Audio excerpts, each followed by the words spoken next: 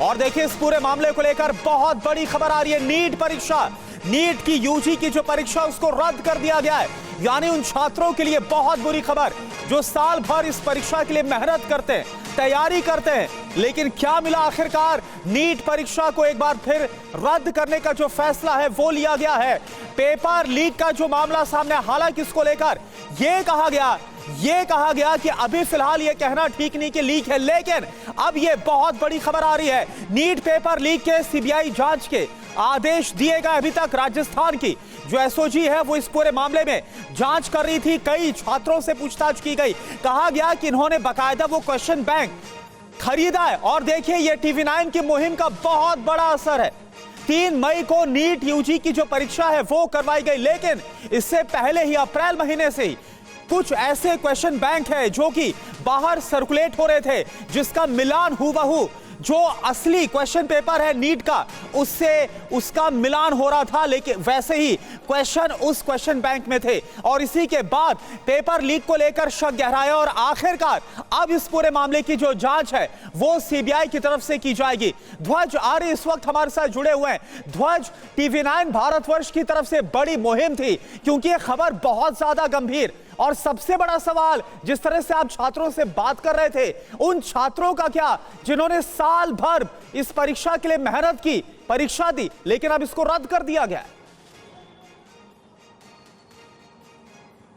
बिल्कुल, देखिए जिस तरीके से हम लगातार इस खबर का पीछा कर रहे थे, जिस तरीके से एक एक इनपुट हम निकाल कर जो है अपने दर्शकों को बता रहे थे, तो ये टीवी9 भारतवर्ष की खबर पर मोहर लगी है। और जिस तरीके से कल जो गोविंद सिंह डोटासरा यानी कि पीसीसी चीफ हैं, उन्होंने भी ये कहा था कि सीबीआई को इसकी जांच जो है दी जाए, तो उसके बाद में ये बड़ी खबर निकल कर आ रही है कि नीट परीक्षा को रद्द कर दिया गया और सीबीआई को जाँच इसकी दे दी गई है। राजस्थान के एसओजी ने जो है लगातार जो खुलासे हम कर रहे थे राजस्थान की एसओजी से बात करके, जिस तरीके से इनपुट निकल कर आ रहे थे, जिस तरीके से जो है बिल्कुल एक आदमी को अरेस्ट किया गया। जयपुर से मनीष को अरेस्ट किया गया था, आरके कंसल्टेंसी के आरके मंडावरिया को जो है सीकर से अरेस्ट किया गया।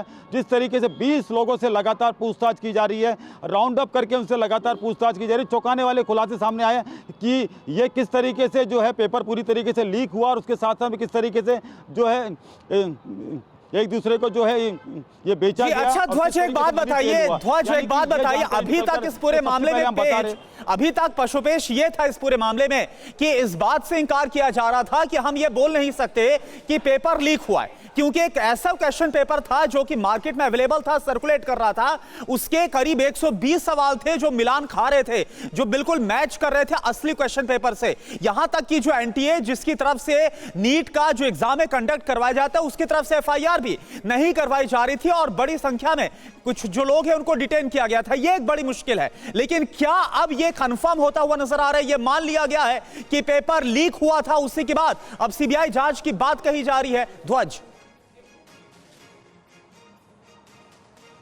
जिस तरीके से नीट का जो पेपर होता है 180 क्वेश्चन अटेम्प्ट करने पड़ते हैं, उसमें 120 क्वेश्चन मिलना अपने आप में ये लीक की तरफ इशारा कर रहा था। लगातार जो है गैस पेपर की बात कही जा रही थी, लेकिन ये कहीं ना कहीं जिस तरीके से आंकड़ा 120 का आंकड़ा 120 क्वेश्चन का आंकड़ा जो कि 300 से ऊपर की जो है नंबर देता है छात्र को, ये आंकड़ा अपने आप में बता रहा था कि लीक हुआ है। और जिस तरीके से एसओजी के अधिकारी लगातार हमसे बात करके हमें सूचना दे रहे थे, जिस तरीके से बता रहे थे इसकी तार अन्य राज्यों में भी हैं, यानी कि एनटीए ने भी माना है कि अन्य राज्यों बिल्कुल देश भर के कई अलग अलग राज्यों में इसकी जो तार है वो जुड़ते हुए नजर आए और इसी के बाद ये फैसला लिया गया। लेकिन 23 लाख, आप देखें बहुत बड़ी संख्या है, 23 लाख छात्रों को एक बार फिर से जो परीक्षा है देनी होगी।